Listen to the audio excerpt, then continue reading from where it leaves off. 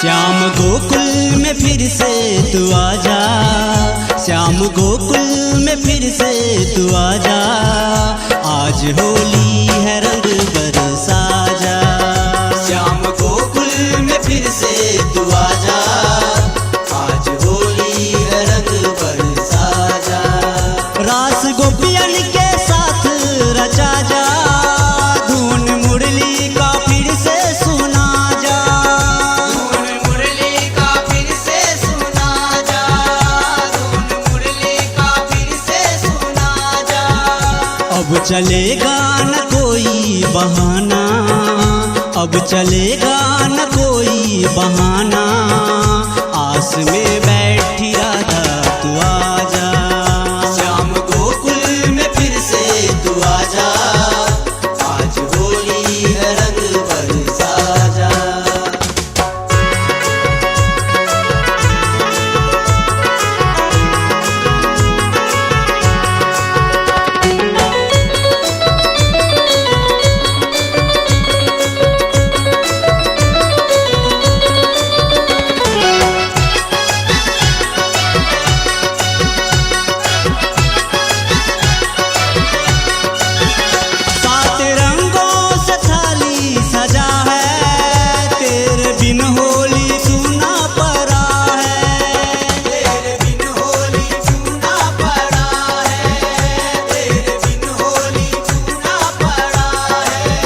सारे देवगण आए हैं लेकिन तेरे बिन गोकुल बिरहन पड़ा है, तेरे बिन गोकुल बिरहन पड़ा है, तेरे बिन गोकुल बिरहन पड़ा है।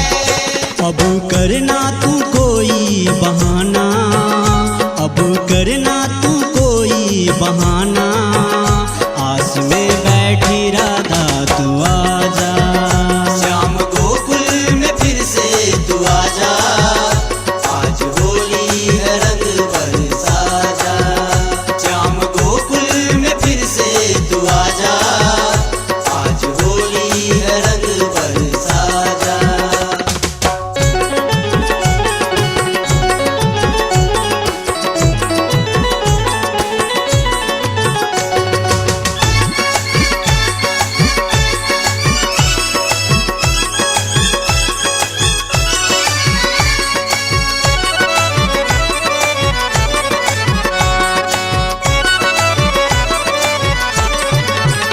श्याम सुन ले तू मेरा ये कहना, बाद में फिर तू मुझसे ना कहना, बाद में फिर तू मुझसे ना कहना, बाद में फिर तू मुझसे ना कहना।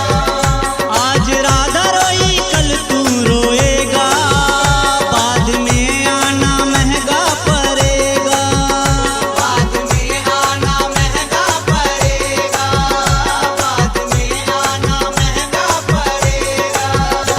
आज देरी ना कर कान्हा आजा, आज देरी ना कर कान्हा आजा, आके राधा को रंग लगा जा।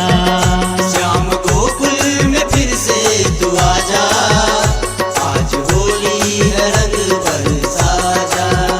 श्याम गोकुल में फिर से तू आजा, आज होली है रंग बरसा जा। श्याम गोकुल में फिर से तू आजा, श्याम गोकुल में फिर से तू आजा, आज होली है रंग बरसा जा।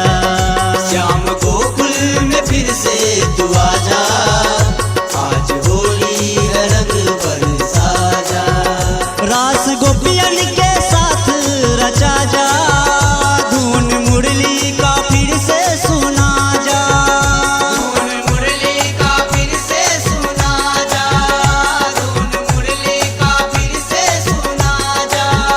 अब चलेगा न कोई बहाना, अब चलेगा न कोई बहाना,